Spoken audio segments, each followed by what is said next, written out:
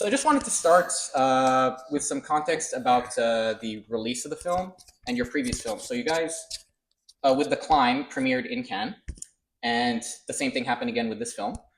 And a festival like Cannes is kind of not really perceived as a festival for comedy films, American comedies especially. It's more kind of quote unquote stuffy art house films. And for context, you guys were in the same category as films like Beanpole, Fire Will Come, very great films, but different types of films.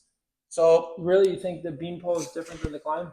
I thought it was a good, solid comedy. I felt like they were very tonal. I mean, as much as they were, both feel good films of the year, yeah. But, Jesus Christ. so, in context, this is the second time you guys were in Cannes to premiere your film. So, how does it feel to have a festival of that type kind of welcoming you with open arms with a film that might, in general perception, at least not be seen as on brand with what Cannes is normally about? Felt very good. You can hold your own mic. No, you can hold my mic. I mean, I think for us, but we don't see comedy as being different from those type of films in its ambition or in its aesthetic. I think it's a misconception that comedies have to look and be a certain thing. We see them as absolutely deserving a place in festivals like Cannes. Absolutely, and you guys proved historically, that. Yeah, but historically, comedies have played Cannes. Yeah.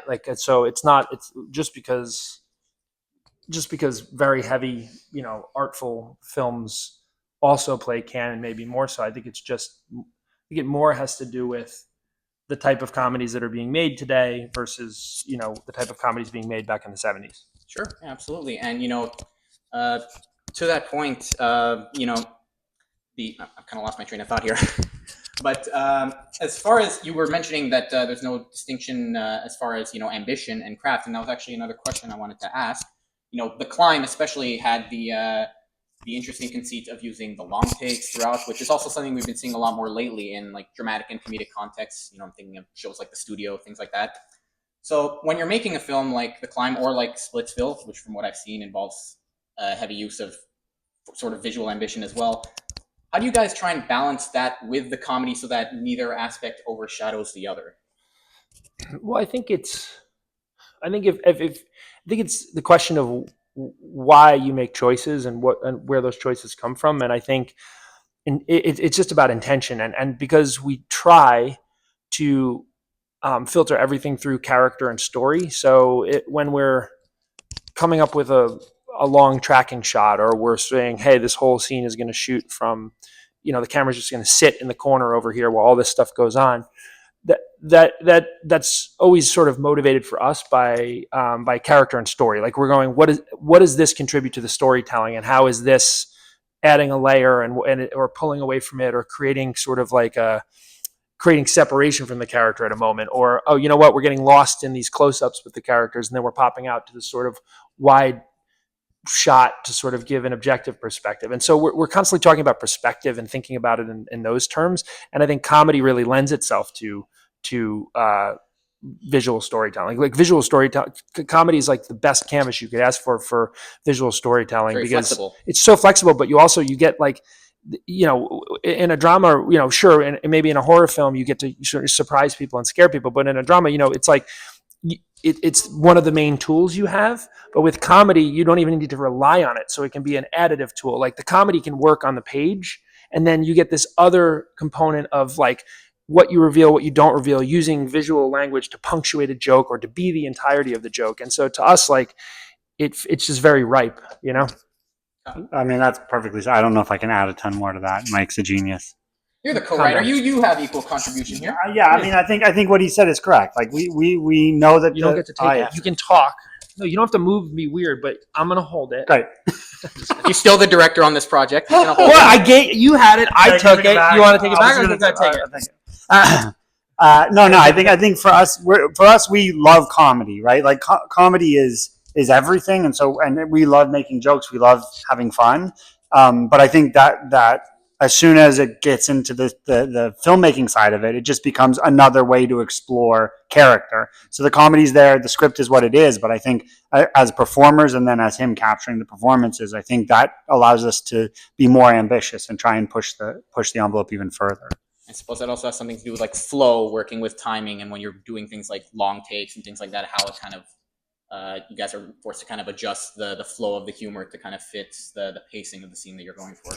More so, I think the humor is our natural cadence. I think we've been forced into a sort of this need to go really fast on jokes in comedies where it has to just, the jokes are the important thing to edit for, and you cut for those comedy and the punchlines, and they do, coverage in a way that allows for that. I think for us, that's less important. The timing of the joke is almost funnier if you set it up and 10 minutes later, you pay it off. For us, that's really fun and that's funny. When it becomes unexpected. You're not expecting the punchline. 100%. All right, so you guys have written the film. You're ready to go, and as far as casting goes, the work is already half done. As far as this quartet, you've got 2 of the roles filled out. So what was kind of the thought process and I guess the practical process behind recruiting Dakota Johnson and Adria Arjona to be your kind of counterparts in this film? Well, we were fans of both of their work, and I think they're both wildly funny in different ways and in very interesting ways. And I think when we're casting a film, we're also not looking for people to be necessarily funny or having, like on in the work that they've done prior, because the truth is our entire approach to comedy is very much one of just characters embodying, actors embodying the characters and believing the situations that they're in, and trusting that will be funny in the execution. So Adria and Dakota have sort of impeccable timing, and they're immersive performers, and like brave and will go to places and will expose themselves and are comfortable playing characters that are flawed. And so those are sort of all the things that we're looking for. Like we would just never want to go down the road with actors who are saying, "Oh, I want to be likable all the time," or "I don't want my character to be, to the audience not to like my character." Like that to us is uninteresting. And to Dakota's credit and to Adria's credit, that's the stuff that excited them about this project. The messiness and the flaws of the characters were the things that they gravitated towards. And said, "Ooh, I want to play this because this is exciting, and it's alive, and it's meaty. It allows them to actually dig in." And so yeah, that's I think we got very lucky, and I think it was. Look, it just worked out in a way where the 2 people who we had in mind that we were writing the script for happened to, respond to it and want to do it. So you conceived of the script with them in mind? Yeah, I mean, we didn't know if they'd want to do it, but we had met Dakota and had a mutual respect for each other's work, and she had seen The Climb and wanted to work with us. So it naturally came together when we shared the script. I think that kind of speaks to the versatility you were talking about with comedy, and how these actors don't want to be kind of typecast into only being likable and only being a certain way. So I think that really, from what it sounds like, again, I haven't seen the film yet, it speaks to kind of the strength that you're referring to and how that's going to apply to this film. I hope so. So, yeah. Yeah, I hope so. Yeah. Okay, so for 2 films now, you guys have kind of set into this dynamic. You both write, you both act, Michael directs. Do you guys potentially see a possible switch in dynamic in the future? Maybe. Well, he directed. I was going to say, I'm glad I did my research, because I was going to ask if there was a Kyle Marvin directorial debut on the horizon. Yeah. Before I did my research and found out that you were the mastermind behind 80 for Brady. Yes, exactly. I mean, I think for us, we're interested. Oh, you're still holding the mic. Well, if you want it, you just got to really grab it. Okay, I'm gonna get closer. I'm just gonna get closer. Well, you don't have to put your arm around me to talk. I have to. We're getting intimate here. On 80 for Brady, yeah. I mean, that was a movie that came across our plate that we looked at and said, yes, I'll direct that one. It came in for Mike to direct, and then we discussed it, and then I ended up taking over and directing that one. And I think for us, there isn't a huge dynamic shift. We've been working together for a long time. So I think it's easy to say, great, he's directing, he's the arbiter of choices, he's the one who's leading this. And it's easy for me to step into a producerial role, because we want the same thing. We both want great work. And so it's just a matter of how can I support getting great work. And if it means me being an actor or a writer or a producer in order to help contribute to that, I'm happy to do those things. That's a great mindset to go into with the film. All right, so I only really have one more question, just a general kind of fun thing. Good. Yeah. Let's moment of truth. Yeah, so I just kind of like to end with something like this. So again, you guys were premiering the film in Cannes. I always like to ask people if there's any kind of films that they've seen recently that they might have found interesting, something they might want to give a shout out to. I don't know if you guys had time in Cannes to see anything while you were there, but or in general, if you've seen anything recently that you really liked, you might want to give a shout out to. Like new films. Yeah, sir. If you've seen something old as well, like variety here.